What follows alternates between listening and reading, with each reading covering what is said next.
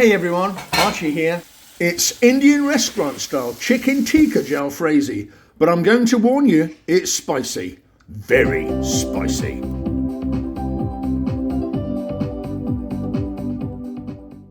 Hi everyone, welcome back. So let me ask you, what's your favourite curry when you have dinner delivered from your local Indian restaurant? Mine is chicken tikka Jalfrezi. It's got everything I need. I love the fact that it's got crunchy peppers and onions in. It's hot and spicy and rich. It's got a little bit of smokiness to it as well. There's even a bit of sweetness to it. And today I want to show you how I make mine. We're going to need some vegetable oil or sunflower oil. Now, some people use coconut oil. Obviously, there's going to be a hint of coconut in the curry, but if you're okay with that, then go ahead. Also, the chicken tikka. I've got a brilliant video on the channel, shows you exactly how to make it. Link to that video is down below in the description, and we'll need a generous portion of that. So what else are we going to need? We will be needing some tomato paste mixed with some water, some chili powder, tandoori masala, garam masala, mild curry powder, preferably mild madras, some salt, some coriander, cilantro with the stems separated from the leaves. We're also going to need some finger chilies, or Thai chilies as they're known in the States, and for those, well, they'll need to be chopped.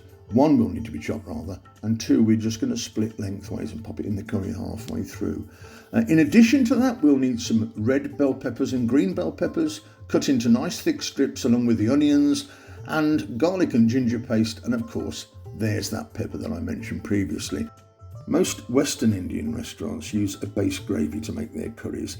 The video is on the channel. The link to the video is in the description below. We're going to need 2 cups of it, and it'll need to be reasonably thin, almost like a thin gravy. The aluminium frying pan is essential in Indian restaurant cooking. I'm using a 10-inch one. It's a brilliant heat conductor. It gets much hotter than a non-stick pan. It's used by most Indian chefs in the industry.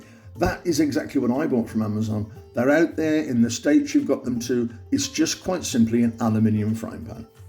And we'll need about a teaspoon of oil over a high heat in our frying pan.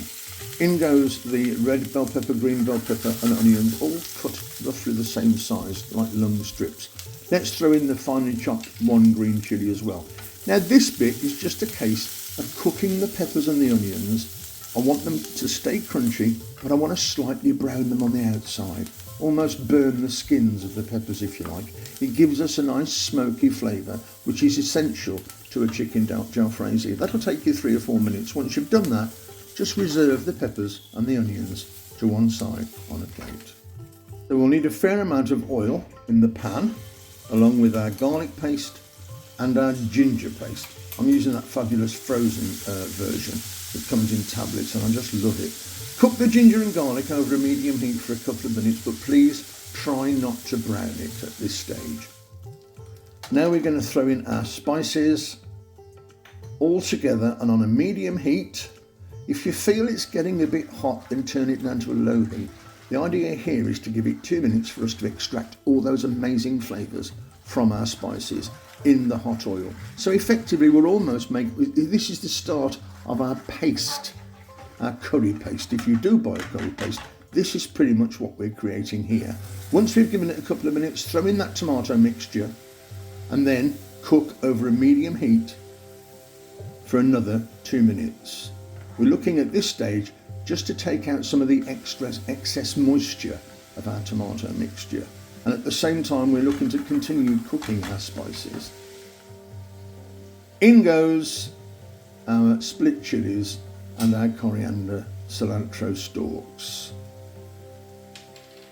Once again, it's still cooking. We're going to give this another minute or 2, just stirring it round.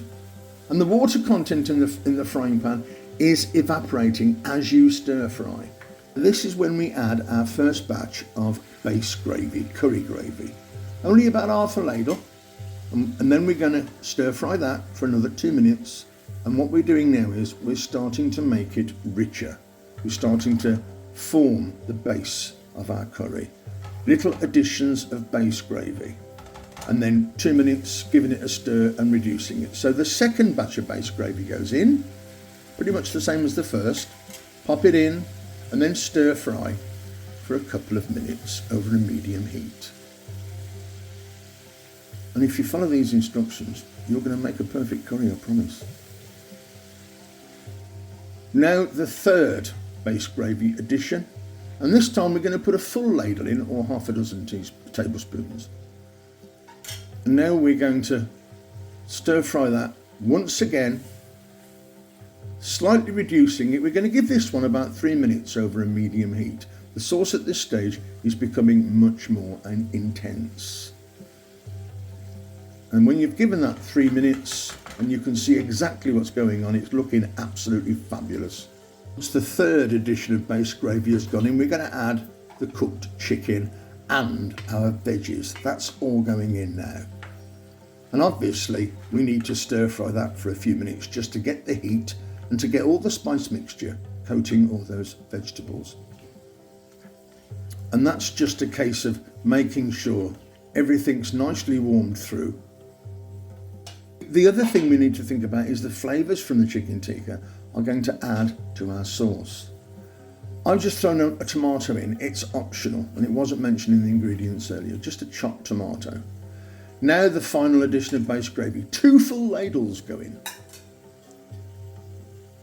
And that base gravy, don't forget, will be bubbling away next to your curry. We're going to stir fry this for about 1 minute, just to get it all mixed in.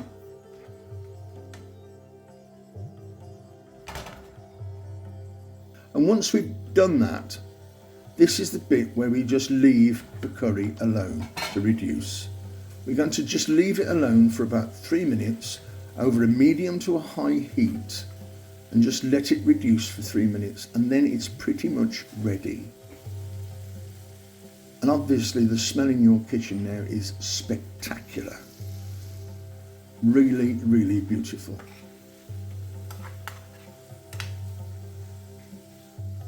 And now I'm going to throw in some sugar. Not everybody wants the sugar, it's entirely up to you. I'm also going to put in those cilantro coriander leaves. And all I need to do now is mix the sugar and the leaves in. Look at that, isn't it wonderful? Stir everything in and then it's ready to serve. How about that? Don't you think that looks just like the curry you're eating down your local Indian restaurant? And it's got everything you need. I mean, look at the colours, look at the consistency. It's absolutely spot on. Make sure you get yourself a big fat naan bread, a big fluffy one, and a nice pile of basmati rice or pilau rice, whatever you fancy. But that is a perfect chicken tikka jalfrezi. I'm going to go as far to say it's almost as good that you might get at your Indian restaurant. You might even think it's better. Look at it, it's perfect. Chicken tikka jalfrezi, everybody. And please, if you've enjoyed the video, don't forget to subscribe, smash the like button, that's huge for us. And I would love to know your thoughts about what you've just watched. I would love to know whether your chicken tikka jalfrezi is your favourite curry. If it's not, which one is it? Leave me a comment, let me know. Please tell your friends if you've enjoyed it. And if you have success with it, tell your friends too, because I'm looking to spread the word. I'm going to get stuck in.